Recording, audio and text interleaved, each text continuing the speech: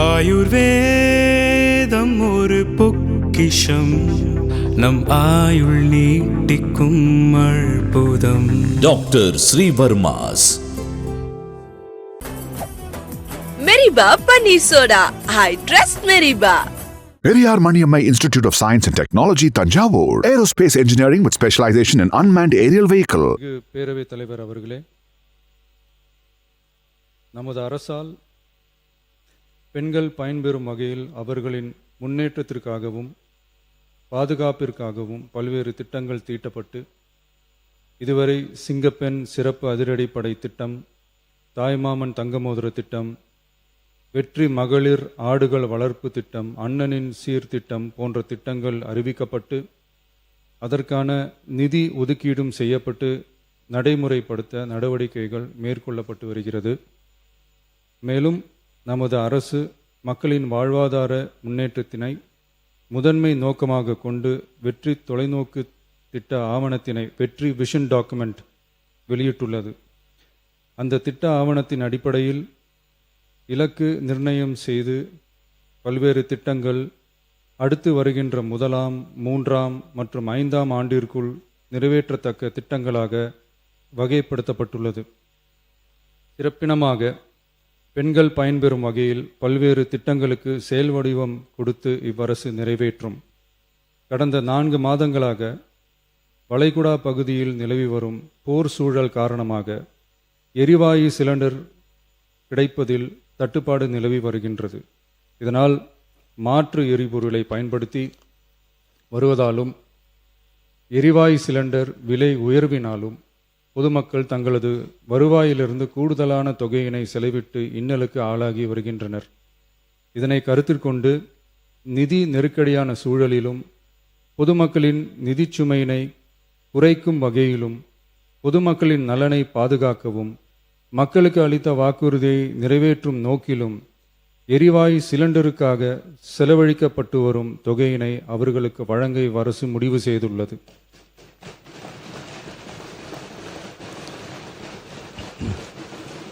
எனவே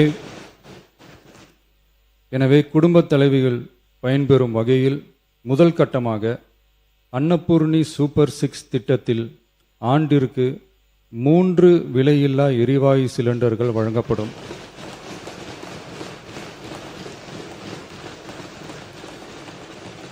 எரிவாயு சிலிண்டருக்கான விலை பயனாளிகளின் வங்கி கணக்கில் நேரடியாக வரவு வைக்கப்படும்.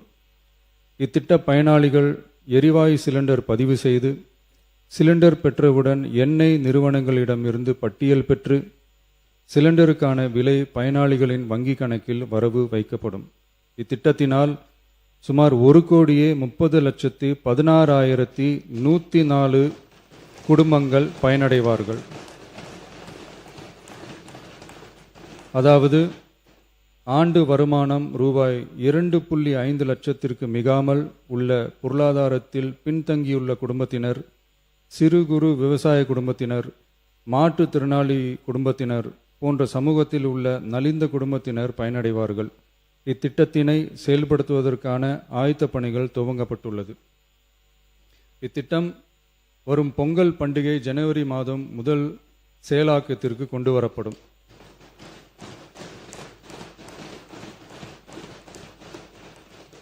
இத்திட்டத்திற்காக ஆண்டுதோறும் தோராயமாக 4000 கோடி ரூபாய் ஒதுக்கீடு செய்யப்படும் என்பதை மாண்புமிகு பேரவைத் தலைவர் வாயிலாக இந்த அவைக்கு தெரிவித்துக் கொள்ள விரும்புகிறேன்.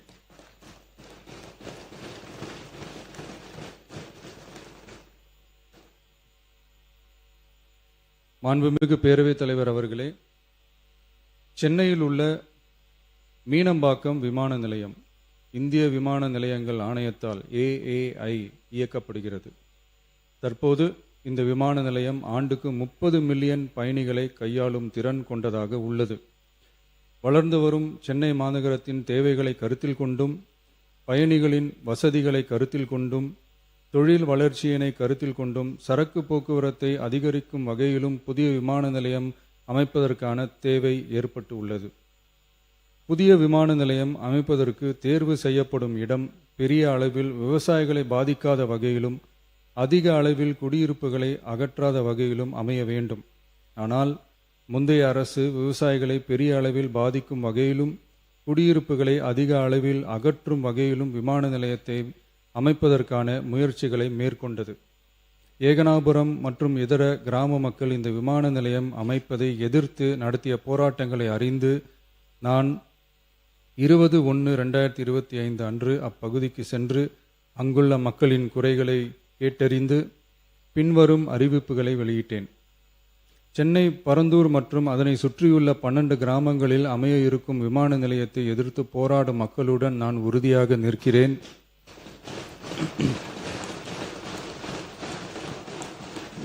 நீண்ட நாட்களுக்கு மேலாக இந்த திட்டத்திற்கு எதிராக போராடி வரும் விவசாயிகளுக்கு எனது ஆதரவை தெரிவித்துக் கொள்கிறேன். விவசாயிகளே நாட்டின் முதுகெலும்பு. இந்த விவசாய நிலங்களை பாதுகாக்க இந்த மக்கள் போராடி வருகிறார்கள்.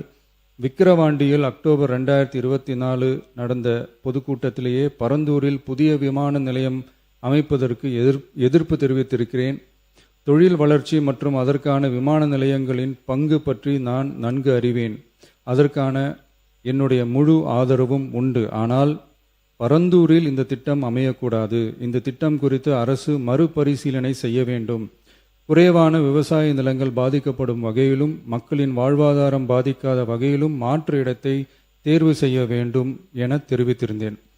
மக்கள் மத்தியிலே நான் அன்றே அறிவித்ததை நிறைவேற்றும் பொருட்டு புதிய விமான நிலையம் அமைப்பது குறித்து உயர் அதிகாரிகளிடமும் துறை வல்லுநர்களிடமும் விரிவாக ஆலோசனை நடத்தினேன். ஏற்கனவே நான் உறுதி அளித்தவாறு பரந்தூரில் புதிய விமான நிலையம் அமைக்க மேற்கொண்ட நடவடிக்கைகள் இந்த அரசால் கைவிடப்படும்.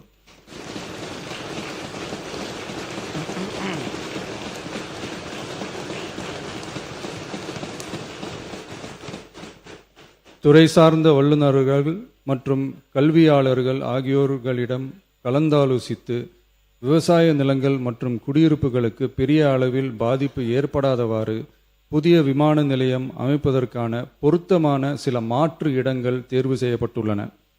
அவ்விடங்களில் தொழில்நுட்ப ரீதியான சாத்தியக்கூறுகளை சம்பந்தப்பட்ட துறைகள் மூலம் விரிவான ஆய்வு மேற்கொண்டு புதிய விமான நிலையத்திற்கான இடம் விரைவில் இறுதி செய்யப்படும். இதற்கிடையில் சென்னை மீனம்பாக்கம் விமான நிலையத்தை மேலும் விரிவாக்கம் செய்து அதன் வடமேற்கு பகுதியில் ஆண்டுக்கு கூடுதலாக 20 மில்லியன் பயணிகளை கையாளக்கூடிய டெர்மினல் 5 என்ற புதிய பயணிகள் முனையம் அமைக்க ஏர்போர்ட்ஸ் அத்தாரிட்டி ஆஃப் இந்தியாவுடன் இணைந்து அணுகுசாலை மற்றும் மேம்பாலம் அமைப்பதற்கான நடவடிக்கைகள் மேற்கொள்ளப்படும். சென்னை மீனம்பாக்கம் விமான நிலையத்தில் தற்போது நடைபெற்று வரும் டெர்மினல் 3 பயணிகள் முனையம் கட்டுமான பணிகள் முடிவுற்ற பின் ஆண்டுக்கு 35 மில்லியன் பயணிகளை கையாளக்கூடியதாக இருக்கும். மேலும் புதிய டெர்மினல் 5 பயணிகள் முனையம் செயலாக்கத்திற்கு பிறகு ஆண்டுக்கு மொத்தம் 55 மில்லியன் பயணிகளை கையாளக்கூடியதாக இவ்விமான நிலையம் இருக்கும். இதன் மூலம் சென்னை விமான நிலையத்தின் சேவைகள் மேம்படுத்தப்படுவதோடு பயணிகளின் போக்குவரத்து தேவை புதிய விமான நிலையம் அமைக்கப்படும் வரை பூர்த்தி செய்யப்படும்.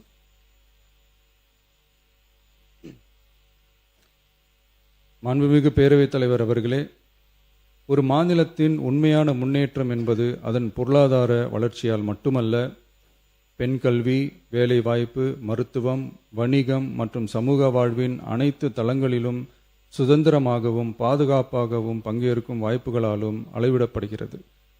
மகளிரின் பயண சுதந்திரம் அவர்களின் பொருளாதார சுதந்திரத்திற்கும் குடும்பங்களின் முன்னேற்றத்திற்கும் அடித்தளமாக இருக்கிறது.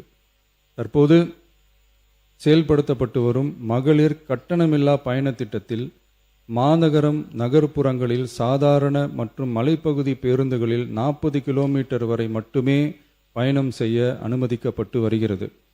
எக்ஸ்பிரஸ், எல்எஸ்எஸ், டீலக்ஸ் பேருந்துகள் மற்றும் புறநகர் பேருந்துகளில் கட்டணமில்லா பயணம் அனுமதிக்கப்படுவதில்லை. தமிழ்நாட்டின் எந்த பகுதியிலும் வசிக்கும் ஒரு மகளிரும் போக்குவரத்து கட்டணத்தால் தமது வாய்ப்புகளை இழக்கக்கூடாது என்ற சமூக நீதி சிந்தனையை இவ்வரசு முதன்மையாக கொண்டுள்ளது. இதனை கருத்தில் கொண்டு மகளிர் கட்டணமில்லா பயண திட்டத்தை விரிவுபடுத்தி பெருமளவில் பயனளித்திடும் விதமாக வெற்றி பயணம் என்ற பெயரில் தேசத்தந்தை மகாத்மா காந்தியடிகளின் பிறந்த நாளான அக்டோபர் 2ஆம் தேதி முதல் செயல்படுத்த அரசு முடிவு செய்துள்ளது என்பதை இந்த மாமன்றத்தில் மகிழ்ச்சியுடன் அறிவிக்கிறேன். அதன்படி முதல் கட்டமாக மாநகரம் நகரங்களில் சாதாரண பேருந்துகள் மட்டுமின்றி மாநகரம் நகர்ப்பகுதிகளில் இயங்கும் எக்ஸ்பிரஸ், எல்எஸ்எஸ், டீலக்ஸ் அரசு பேருந்துகளிலும் மகளிர் கட்டணமில்லா பயணங்கள் மேற்கொள்ளலாம்.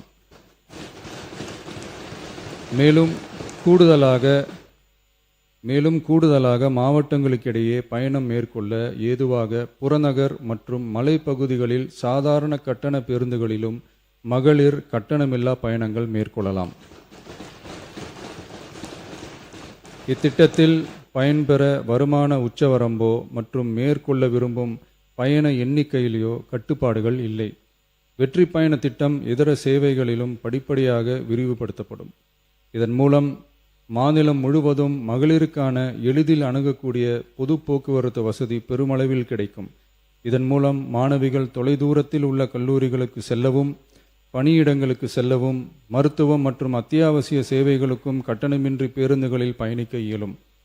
மாண்புமிகு பேரவைத் தலைவர் அவர்களே, வெற்றி பயணம் என்பது கட்டணமில்லா ஒரு பேருந்து பயணம் மட்டுமல்ல, ஒரு மாணவியின் கல்வி, ஒரு தொழிலாளியின் வேலைவாய்ப்பு, ஒரு தாயின் குடும்ப பொறுப்பு, ஒரு தொழில் முனைவோரின் முன்னேற்றம் போன்றவற்றை உறுதி செய்யும் சமூக முதலீடாகும். தமிழ்நாட்டின் எந்த பகுதியில் வாழ்ந்தாலும் மகளிரின் இயக்க சுதந்திரத்திற்கும் பொருளாதார முன்னேற்றத்திற்கும் அரசு உறுதுணையாக இருக்கும். இத்திட்டத்தின் கீழ் திருநரும் டிரான்ஸ்ஜெண்டர் கட்டணமில்லா பயணங்கள் மேற்கொள்ளலாம். வெற்றி பயணம்